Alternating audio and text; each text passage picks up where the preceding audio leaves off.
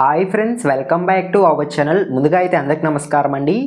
మరొక ఇంట్రెస్టింగ్ అప్డేట్తో నేను మీ ముందుకు రావడం జరిగిందండి. సో అప్డేట్ ఏంటనే విషయానికి కనుక వచ్చినట్లయితే, ఆంధ్రప్రదేశ్ రాష్ట్ర వ్యాప్తంగా ఉన్నటువంటి లబ్ధిదారులు ఎంతగానో ఎదురు చూస్తున్నటువంటి కొత్త పింఛన్లకు సంబంధించి ఒక తాజా సమాచారం అయితే రావడం జరిగిందండి. ఈ ఫిబ్రవరి నెలలో ఒక కేటగిరీ పింఛన్లకు దరఖాస్తులను విడుదల చేయబోతున్నట్లయితే సమాచారం అండి. ఆ కేటగిరీ పింఛన్లు ఏమిటి, ఎవరు దరఖాస్తు చేసుకోవడానికి అర్హత కలిగి ఉన్నారు, ఏ విధంగా దరఖాస్తు చేసుకోవాలి, ఎటువంటి డాక్యుమెంట్స్ అవసరమవుతాయి అనేటువంటి సమాచారం తెలియజేస్తాను. వీడియోని ఎక్కడ స్కిప్ చేయకుండా చూడండి, అప్పుడే మీకు పూర్తి సమాచారం అర్థమవుతుంది. మన ఛానల్ ఏమన్నా ఫస్ట్ టైం చూస్తుంటే ఛానల్ చూసి కంటెంట్ నచ్చినట్లయితే సబ్స్క్రైబ్ చేసుకుని పక్కనే ఉన్న బెల్ ఐకాన్ అయితే ఆన్లో పెట్టుకోండి. అదేవిధంగా మన టెలిగ్రామ్ ఛానల్ అయితే ఫాలో చేయండి. టెలిగ్రామ్ ఛానల్లో ప్రభుత్వ పథకాలు అదేవిధంగా పింఛన్లకు సంబంధించి ఏమైనా అప్డేట్ కనుక వచ్చినట్లయితే వెంటనే మెసేజ్ రూపంలో పోస్ట్ చేయడం జరుగుతుంది. మీరు ముందుగా తెలుసుకోవడానికి అవకాశం అయితే ఉంటుంది. ఎవరికైనా ఇంట్రెస్ట్ ఉంటే డిస్క్రిప్షన్లో లింక్ అనేది అవైలబుల్గా ఉంది, ఒకసారి విజిట్ చేసి నచ్చితే ఫాలో చేయండి. సో ఇక లేట్ చేయకుండా డైరెక్ట్గా వీడియోలోకి అయితే వెళ్ళిపోదామండి. వీడియోలో భాగంగా ముందుగా చూసుకున్నట్లయితే, ఆంధ్రప్రదేశ్ రాష్ట్రంలో ఈ ఫిబ్రవరి నెలలో ఏ కేటగిరీ పింఛన్లకు దరఖాస్తులు విడుదల చేయబోతున్నారు అనేటువంటి సమాచారం ముందుగా నేను మీకు తెలియజేస్తానండి. ముందుగా చూసుకున్నట్లయితే, ఆంధ్రప్రదేశ్ రాష్ట్రంలో భర్త ఎన్టీఆర్ భరోసా పెన్షన్ పొందుతూ వివిధ కారణాల వల్ల మరణించినట్లయితే, భర్త ప్లేస్లో వాళ్ళ భార్య కనుక ఉన్నట్లయితే వాళ్ళ భార్యకు వెంటనే పింఛన్ అనేది రావడం జరుగుతుందండి. దీన్నే స్పోజ్ పింఛన్ అనడం జరుగుతుంది. భర్త పెన్షన్ తీసుకుంటూ మరణించినట్లయితే సో భర్త ప్లేస్లో వెంటనే భార్యకు పెన్షన్ వచ్చేదాన్ని స్పోజ్ పెన్షన్ అయితే అనడం జరుగుతుందండి. ఈ పెన్షన్లకు ప్రతి నెల ఆంధ్రప్రదేశ్ రాష్ట్రంలో దరఖాస్తులు అనేవి జరుగుతూ ఉంటాయండి. సో అందులో భాగంగానే ఈ ఫిబ్రవరి నెలలో కూడా స్పోజ్ పింఛన్లకు గ్రామ వార్డ్ సచివాలయంలో దరఖాస్తులు అనేవి జరుగుతూ ఉన్నాయి. సో ఎవరైనా సరే భర్త ప్లేస్లో భార్య కనుక పెన్షన్ తీసుకోవాలనుకుంటే సో వెంటనే దరఖాస్తు అనేది చేసుకోవచ్చండి. దరఖాస్తు ఏ విధంగా చేసుకోవాలి, ఫామ్ ఏ విధంగా ఫిల్ చేయాలి, ఎటువంటి డాక్యుమెంట్స్ అవసరం అవుతాయి, సో ఇప్పుడు దరఖాస్తు చేసుకుంటే ఎప్పుడు పెన్షన్ అమౌంట్ వస్తుంది అనేటువంటి సమాచారం తెలియజేస్తాను. ముందుగా చూసుకున్నట్లయితే, దరఖాస్తు ఫామ్ ఏ విధంగా ఫిల్ చేయాలి అనే విషయానికి కనుక వచ్చినట్లయితే, ముందుగా దరఖాస్తు ఫామ్ అనేది గ్రామ వార్డ్ సచివాలయంలో ఇవ్వడం జరుగుతుందండి.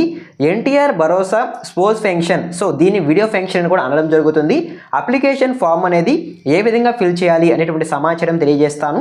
ముందుగా చూసుకున్నట్లయితే, ఆ ఫామ్లో దరఖాస్తుదారుని పేరు, సో ఎవరైతే స్పోజ్ పెన్షన్కి దరఖాస్తు చేసుకోవాలనుకుంటున్నారో సో వారి యొక్క పేరు అనేది అక్కడ ఎంటర్ చేయాల్సి ఉంటుంది, భార్య పేరు అయితే.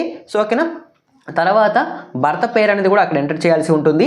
Aadhaar number, so Aadhaar number ఎవరిది ఎంటర్ చేయాలి, భర్తదా లేదా భార్యదా అనే విషయానికి కనుక వచ్చినట్లయితే ఖచ్చితంగా భార్య ఆధార్ కార్డ్ నెంబర్ అనేది అక్కడ ఎంటర్ చేయాల్సి ఉంటుంది. అదేవిధంగా పనిచేసే మొబైల్ నెంబర్, ప్రస్తుతం చిరునామా, సో మీరు ఎక్కడ ఉంటున్నారో ఆ చిరునామా, క్లస్టర్, అదేవిధంగా రైస్ కార్డ్ నెంబర్, సో మీ యొక్క రేషన్ కార్డ్ నెంబర్ అనేది కూడా అక్కడ ఎంటర్ చేయాల్సి ఉంటుంది. అదేవిధంగా మరణించిన పెన్షన్ లబ్ధిదారుని పేరు, సో ఎవరైతే భర్త మరణించి ఉంటారో పెన్షన్ తీసుకుంటూ సో వారి యొక్క పేరు అనేది అక్కడ ఎంటర్ చేయాల్సి ఉంటుంది. సో తర్వాత మరణించిన తేదీ, సో ఏ తేదీన ఆయన మరణించారు, అదేవిధంగా ఆధార్ నెంబర్, సో భర్త యొక్క ఆధార్ నెంబర్ అనేది అక్కడ ఎంటర్ చేయాల్సి ఉంటుంది. సో ఓకేనా, అదేవిధంగా మరణ ధృవీకరణ రిజిస్ట్రేషన్ నెంబర్, సో ఆయన మరణించిన తర్వాత ఒక రిజిస్ట్రేషన్ నెంబర్ అయితే ఉంటుంది. సో అది హాస్పిటల్ అయితే ఇవ్వడం జరుగుతుందండి. సో దాన్ని అక్కడ ఎంటర్ చేయాల్సి ఉంటుంది.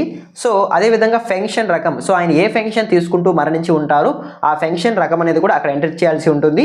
Pension ID, so pension ID కూడా అక్కడ ఎంటర్ చేయాల్సి ఉంటుంది. ఒకవేళ కనుక మీకు తెలియకుండా కనుక ఉన్నట్లయితే పెన్షన్ ఐడి, సో ప్రతి నెల గ్రామ వార్డ్ సచివాలయం సిబ్బంది అయితే పెన్షన్ అయితే పంపిణీ చేయడం జరుగుతుంది. ఆ పెన్షన్ ఎవరైతే పంపిణీ చేస్తారో అధికారి, సో వారి దగ్గరికి వెళ్ళినట్టయితే పెన్షన్ ఐడి కూడా వాళ్ళు చెప్పడం జరుగుతుంది. సో ఈ విధంగా ఈ యొక్క ఫామ్ అనేది ఫిల్ చేయాల్సి ఉంటుందండి. సో ఓకేనా, అదేవిధంగా దరఖాస్తుదారుని సంతకం, సో ఎవరైతే దరఖాస్తు చేసుకుంటున్నారో కొత్త పింఛన్లకు వారి యొక్క సంతకం అనేది అక్కడ ఎంటర్ చేయాల్సి ఉంటుంది. ఎంటర్ చేసిన తర్వాత verifier education assistant, ward verifier development secretary, so గ్రామ వార్డ్ సచివాలయంలో కొంతమంది అధికారులు అయితే ఉంటారు. ఆ అధికారుల దగ్గరికి వెళ్ళి సైన్ అని చేసుకోవాల్సి ఉంటుంది. సో మీరు సైన్ చేసుకున్న తర్వాత మీ యొక్క అప్లికేషన్ ఫామ్ అనేది మండల స్థాయిలోకి వెళ్ళడం జరుగుతుందండి. మండల పరిషత్ అభివృద్ధి అధికారి, మున్సిపల్ కమిషనర్ దగ్గరికి అయితే మీ యొక్క ఫామ్ అనేది వెళ్ళడం జరుగుతుంది. సో ఫామ్ వెళ్ళిన తర్వాత వాళ్ళు పరిశీలించడం జరుగుతుందండి. సో మీరు ఏదైతే ఇక్కడ నమోదు చేసి ఉంటారో వివరాలు, ఆ వివరాలన్నీ కరెక్ట్గా ఉన్నాయా అనేది చెక్ చేయడం జరుగుతుంది. చెక్ చేసిన తర్వాత ఆ వివరాలు కనుక కరెక్ట్గా కనుక ఉన్నట్లయితే సో మీకు ఈ యొక్క పెన్షన్ అనేది శాంక్షన్ చేయడం జరుగుతుంది. సో మీరు ప్రస్తుతం ఫిబ్రవరి నెలలో కనుక స్పోజ్ పెన్షన్లకు దరఖాస్తు చేసుకున్నట్లయితే వెంటనే నెక్స్ట్ మంత్ అంటే మార్చి నెలలో యథావిధిగా పింఛన్లు అనేవి పంపిణీ చేయడం జరుగుతుంది అంతే సమాచారం అండి. గ్రామ వార్డ్ సచివాలయం సిబ్బంది 1 మరియు 2వ తేదీల్లో ప్రతి నెల పింఛన్లు పంపిణీ చేయడం జరుగుతుంది. సో ఆ తేదీల్లోనే మీకు స్పోజ్ పింఛన్లు 4,000 రూపాయలు మీ ఇంటి వద్దకే వచ్చి ఈ యొక్క పెన్షన్ అమౌంట్ అయితే ప్రభుత్వం పంపిణీ చేస్తుంది. సో ఓకేనా, ఈ విధంగా మీరు ఎన్టీఆర్ భరోసా స్పోర్ట్స్ పెన్షన్స్కి అయితే దరఖాస్తు చేసుకోవచ్చు. ఏమేమి డాక్యుమెంట్స్ అవసరం అవుతాయి అనే విషయానికి కనుక వచ్చినట్లయితే సో ఖచ్చితంగా ఆధార్ కార్డ్ జెరాక్స్, అదేవిధంగా రేషన్ కార్డ్ జెరాక్స్, అదేవిధంగా భర్త ఎవరైతే మరణించి ఉంటారో మరణానికి సంబంధించి ఏమైనా ధృవీకరణ పత్రం కనుక ఉన్నట్లయితే అది, అదేవిధంగా ఇంకొన్ని డాక్యుమెంట్స్ అనేవి మీరు తీసుకెళ్లాల్సి ఉంటుంది. పాస్పోర్ట్ సైజ్ ఫోటోలు కూడా తీసుకెళ్ళి మీరు ఈ యొక్క కొత్త పింఛన్లకు దరఖాస్తు చేసుకోవాల్సి ఉంటుందండి. సో ఓకేనా, ప్రస్తుతం ఫిబ్రవరి నెలలో అయితే గ్రామవార్డు సచివాలయంలో ఈ పింఛన్లకు దరఖాస్తులు అనేవి జరుగుతూ ఉన్నాయి. సో ఎవరైనా సరే దరఖాస్తు చేసుకోవాలనుకుంటే వెంటనే గ్రామవార్డు సచివాలయంకి వెళ్ళి దరఖాస్తు చేసుకోండి. మీరు దరఖాస్తు చేసుకున్న ఫామ్ అనేది మండల స్థాయిలో ఉన్నటువంటి ఆఫీసర్ దగ్గరికి వెళ్ళడం జరుగుతుంది. వాళ్ళు పరిశీలించి వారు కనుక వెరిఫై చేసినట్లయితే మీకు నెక్స్ట్ మంత్ నుంచే 4,000 రూపాయల పెన్షన్ రావడం జరుగుతుంది. సో ఓకేనా, మీకు అర్థమైంది అనుకుంటున్నాను. ఈ పింఛన్లకి సంబంధించి ఏమైనా డౌట్ కనుక ఉన్నట్లయితే వెంటనే కామెంట్ చేయండి, నేనైతే రిప్లై ఇస్తాను. అదేవిధంగా ఈ వీడియో కనుక మీకు నచ్చినట్లయితే లైక్ చేయండి. ఇలాంటి వీడియోస్ మరికొందరికి షేర్ చేయండి, అదేవిధంగా లైక్ చేయండి. మీరు లైక్ చేయడం ద్వారా ఈ వీడియో మరికొందరికి రికమెండ్ అయ్యే అవకాశం ఉంటుంది. వాళ్ళు కూడా యూస్ఫుల్ ఇన్ఫర్మేషన్ తెలుసుకుంటారు. మన ఛానల్ ఎవరైనా ఫస్ట్ టైం చూస్తుంటే ఛానల్ చూసి కంటెంట్ నచ్చినట్లయితే సబ్స్క్రైబ్ చేసుకుని పక్కన ఉన్న బెల్ ఐకాన్ అయితే ఆన్లో పెట్టుకోండి. అదేవిధంగా మన టెలిగ్రామ్ ఛానల్ కూడా ఫాలో చేయండి. టెలిగ్రామ్ ఛానల్లో అప్డేట్స్ అనేవి పోస్ట్ చేయడం జరుగుతుంది. ఎవరికైనా ఇంట్రెస్ట్ ఉంటే డిస్క్రిప్షన్లో లింక్ అనేది అవైలబుల్గా ఉంది, ఒకసారి విజిట్ చేసి నచ్చితే ఫాలో చేయండి. ఈ వీడియో మీరు ఎండ్ వరకు చూస్తుంటే థ్యాంక్ యూ ఫర్ వాచింగ్.